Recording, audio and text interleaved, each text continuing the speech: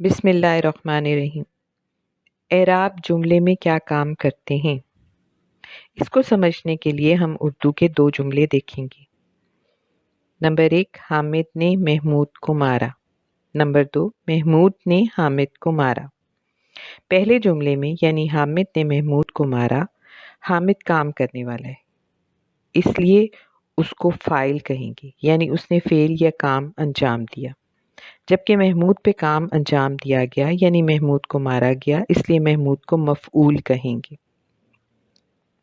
جبکہ دوسرے جملے میں محمود نے حامد کو مارا، اس میں محمود کا مطلب تو نہیں بدلا مگر اس کا سٹیٹس بدل گیا۔ اب وہ فاعل یعنی کام کرنے والا بن گیا، جبکہ حامد مفعول یعنی مار کھانے والا بن گیا۔ یعنی ایک جملے میں اسم 2 طرح سے آ سکتا ہے، فاعل کے طور پر یا مفعول کے طور پر۔ اردو میں ہم اس کی پہچان نے اور کو سے کرتے ہیں۔ حامد نے محمود کو مارا۔ نے ظاہر کرتا ہے کہ اس سے پہلے آنے والا اسم فاعل ہے جس نے یہ کام کیا، جبکہ کو ظاہر کرتا ہے کہ اس سے پہلے آنے والے اسم پر کام ہوا یعنی وہ مفعول ہے۔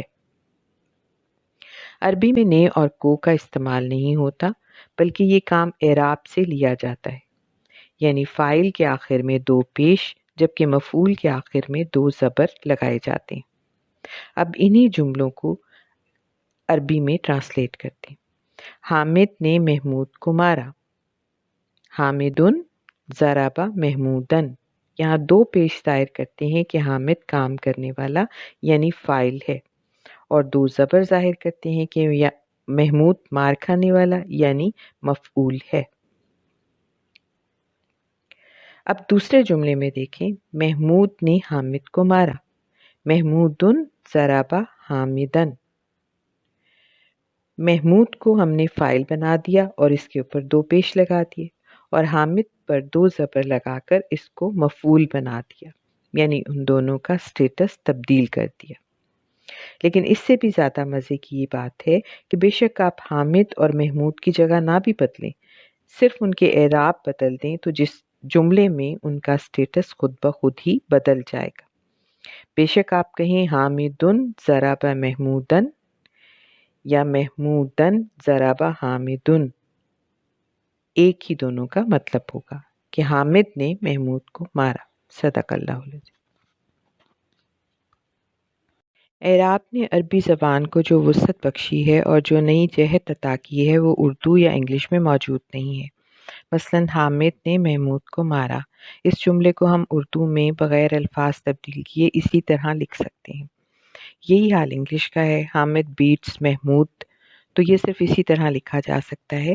زیادہ سے زیادہ ان کو ایکٹیو وائس سے پیسیو وائس میں تبدیل کر سکتے ہیں۔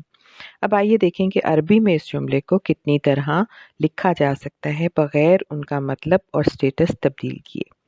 نمبر 1، حامدن ضرب محمودن۔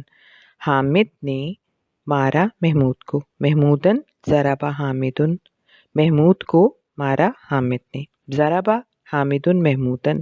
مارا حامد نے محمود کو۔ ضرب محمودن حامدن۔ مارا محمود کو حامد نے۔ حامدن محمودن ضرب۔ حامد نے محمود کو مارا۔ محمودن حامدن ضرب۔ محمود کو حامد نے مارا۔ یعنی ایک ہی جملے کو 6 طرح سے لکھا جا سکتا ہے جس میں نہ تو مطلب تبدیل ہوتا ہے، نہ ہی فاعل اور مفعول کی جگہ بدلتی ہے۔ اسی طرح دوسرا جملہ محمود نے حامد کو مارا بھی 6 طرح سے لکھا جا سکتا ہے۔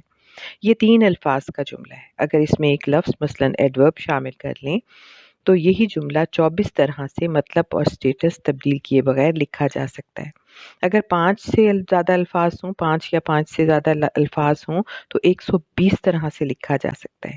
یہی وہ معجزاتی چیز ہے جس کی وجہ سے عربی میں سادہ الفاظ میں بھی بہت گہری بات کہی جا سکتی ہے اور جملوں کو کسٹمائز کیا جا سکتا ہے۔ صدق اللہ العظیم۔